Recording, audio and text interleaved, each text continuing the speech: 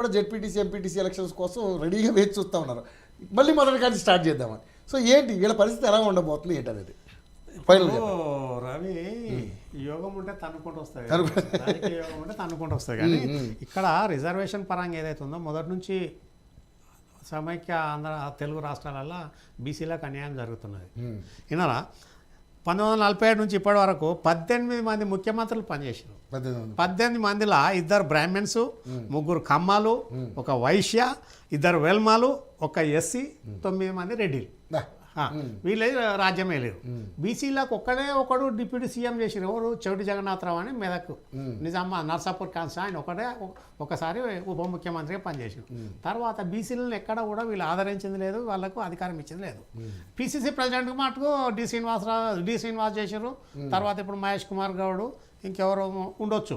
ఇక్కడ ఏదైతుందో రాజ్యాధికారం వీళ్ళకు రావాల్సిన కాడ ఈ కాంకరెంట్ లిస్టులో పంచాయతీరాజ్ ఇప్పుడు మన రాజు నేత బల్లగుద్ది చెప్పినట్టు కాదు.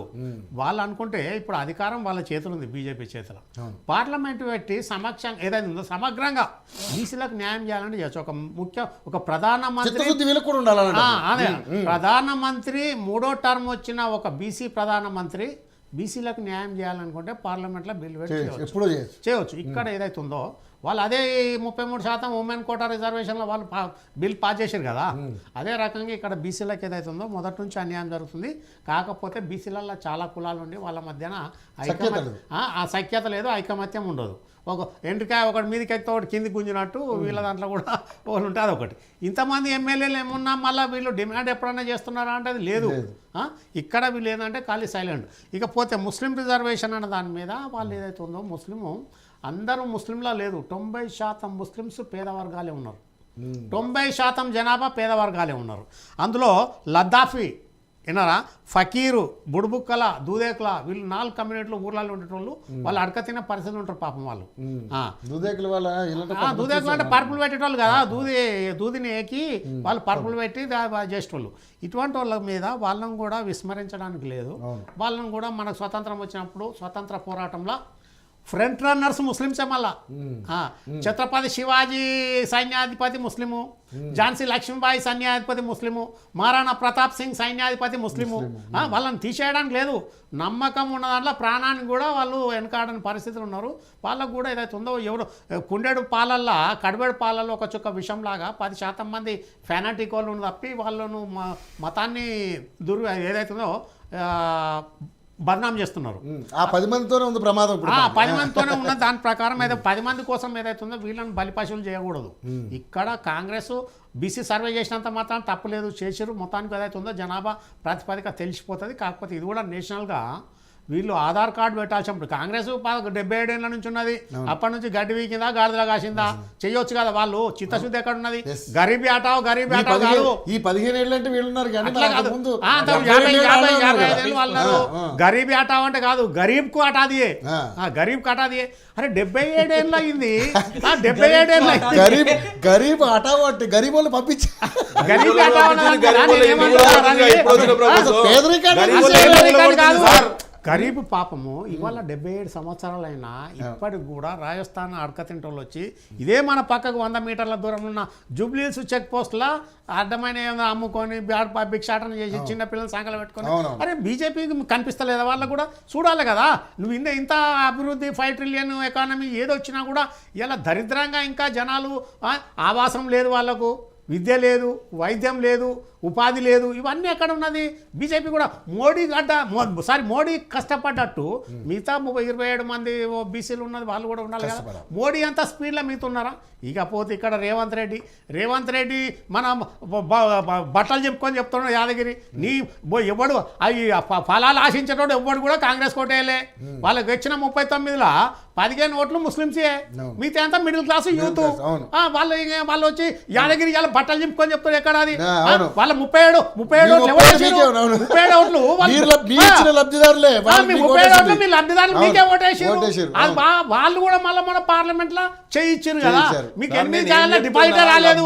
నేనేమన్నా వీళ్ళు చెప్పిన అబద్ధపు హామీలతోటి కేసీఆర్ కంటే ఇంకా ఎక్కువ లబ్ధి చేకూరుతామో అని చెప్పి నమ్మి వాళ్ళకు యాదగిరి గారు ఆ నమ్మి ఓట్లేసినందుకే ఈ రోజు వాళ్ళు బాధపడుతున్నారు.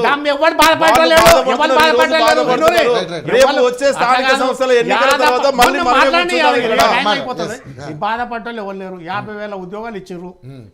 ఎక్కడున్నాయి వీళ్ళు? 50,000 మీరు ఎట్లా చెప్పగలుగుతారు? 50,000 ఎన్ని వేల ఉద్యోగాలకు నోటిఫికేషన్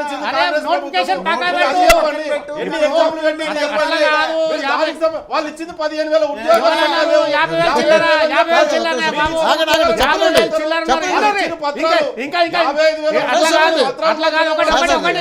యాదగిరి కాదు, వీళ్ళ వైఫల్యానికి వీళ్ళకి అధికారం లేదు. ఇవాళ మొత్తం మూసి నాశనం అయింది. వీళ్ళ 9.5-6 నెలల పాలన మొత్తం మూసి ఎంక్రోచ్మెంట్ కట్టింది బీఆర్ఎస్ ప్రభుత్వం. ఎస్టీపీ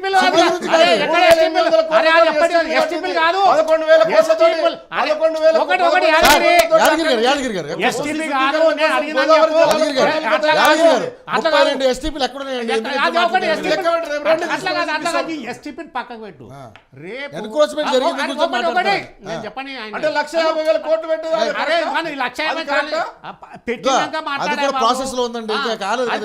మాట్లాడు. ముఖ్యమంత్రి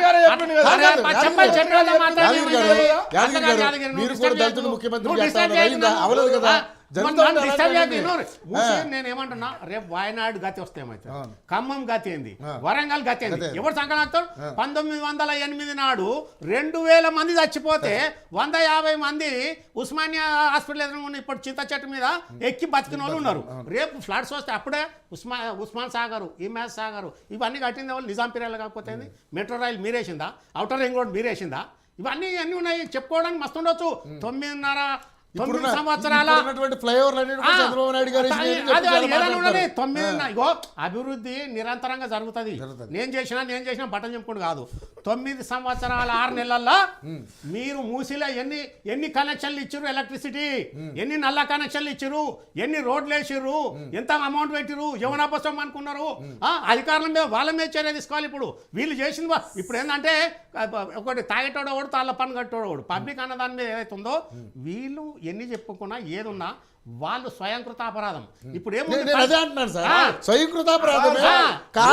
మూసి పరివాహక ప్రాంతంలో ఉన్నటువంటి కాలనీలకు శంకుస్థాపన, అభివృద్ధి కార్యక్రమాలకు శంకుస్థాపన చేసినప్పుడు పార్లమెంటు నియోజకవర్గ అభ్యర్థి ఎప్పుడైతే ఈ ఎంపీ ఇప్పుడున్న సీఎం గారే అక్కడ మెడ్చల్ ఎంపీగా, మల్కాజ్గిరి ఎంపీగా ఆయన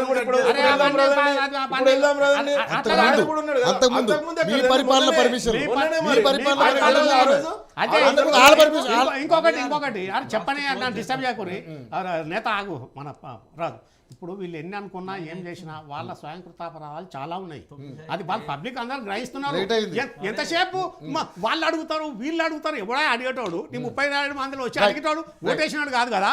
ఇక్కడ వీళ్ళు ఏంటంటే ఇక్కడ వీళ్ళు బీసీలకు ఇప్పటికైనా న్యాయం జరగాలంటే ఐకమత్యం ఉండాలి. ఒక్కొక్క కులం వాడేంది వీడేంది అన్నది వీళ్ళ అంతర్గత కుమ్ములాటతో వీళ్ళు ఎదుగుతలేరు. అందుకోసం ఇక్కడికైనా వాళ్ళకి ఇక్కడైనా జ్ఞానోదయం రావాలి. 95 ఉపకులాల ఐక్యవేదిక పెట్టి పాపం కాసాని జ్ఞానేశ్వర్ పెట్టి అవన్నీ చేసిన ఆగాను కూడా లేదు. వీళ్ళు ఏంటంటే మొదలు బీసీలే ఓడగొడతారు ఉన్నది.